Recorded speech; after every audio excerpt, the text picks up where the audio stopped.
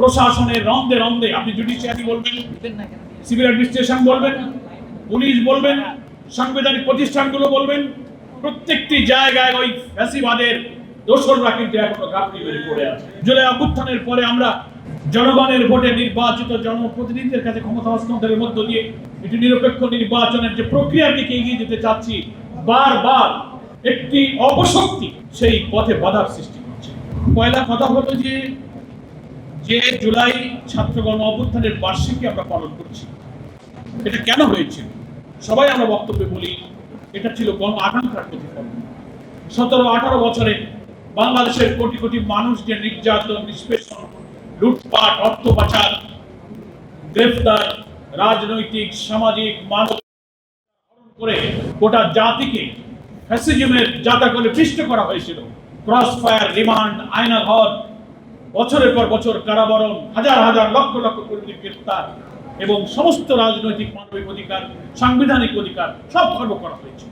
ফলে 17-18 বছরের এই ইতিহাসের একটি কালো নির্যাতিত বাংলার মানুষ যখন ক্ষুব্ধ হয়ে উঠলো, বিক্ষুব্ধ হয়ে উঠলো, এটা তারই একটা আউটবাস্ট, একটা গণবিস্ফোরণ যেমন ছিল, এর মধ্যে লুকানো ছিল অন্তর্নিহিত ভাবে একটি নতুন বাংলাদেশ বিনির্মাণের স্বপ্ন।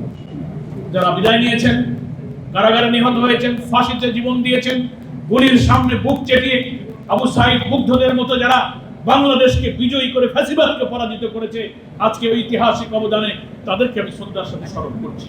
কিন্তু তাদের স্বপ্ন এটা নতুন বাংলাদেশ। বাংলাদেশের একমাত্র স্মার্ট সিটি বসুন্ধরা এখন আরো নিরাপদ, আধুনিকতায় আরো এক ধাপ এগিয়ে। বিএফইউজের আজকের এই আয়োজনে আমাদের নতুন করে শপথ নেওয়া উচিত। আমরা মনে করি আওয়ামী দুঃশাসন বিদায় নিয়েছে, ফ্যাসিস্ট শেখ হাসিনা চলে গিয়েছে। এখানে আমি মনে করি আত্মতৃপ্তির, স্বস্তির কিছু নেই। ব্যক্তি হাসিনা গেলেও আমরা চারিদিকে তাকিয়ে দেখতে পাচ্ছি রন্ধে রন্ধে আপনি জুডিশিয়ারি বলবেন, সিভিল অ্যাডমিনিস্ট্রেশন বলবেন, পুলিশ বলবেন, সাংবিধানিক প্রতিষ্ঠানগুলো বলবেন, প্রত্যেকটি জায়গায় ওই ফ্যাসিবাদের দোসররা কিন্তু এখনো ঘাপটি মেরে পড়ে আছে। ফলে একজন ফ্যাসিস্ট গেল, এই দেশ থেকে ফ্যাসিজমের বিদায় হয় নাই। ফ্যাসিজম একটি চরিত্র, ফ্যাসিজম একটি কর্তৃত্ববাদী শাসনের, অত্যাচারী শাসকের একটা চরিত্রকে ফ্যাসিজম বলে। এই মানসিকতা, এই চরিত্র, এই আদর্শকে যারা এখনো লালন করেন তারা কিন্তু দেশে আছেন। নতুন বাংলাদেশ বিনির্মাণের পথে তারা কিন্তু সবচেয়ে বড় অন্তরায়। আমরা যে গণ আকাঙ্ক্ষার প্রতিফলন দেখেছিলাম, এমন একটি বাংলাদেশ হবে যেখানে ক্ষুধা, দারিদ্র, শিক্ষা, চিকিৎসা, বাসস্থান, অন্নহীন, বস্ত্রহীন, নিরন্ন মানুষের কান্না, বস্ত্রহীনের আকুতি থাকবে না, এমন একটা মানবিক, সমৃদ্ধ, ইনসাফপূর্ণ একটা বাংলাদেশ আমরা চেয়েছিলাম। সেটা হতে গেলে জুলাই অভ্যুত্থানের পরে আমরা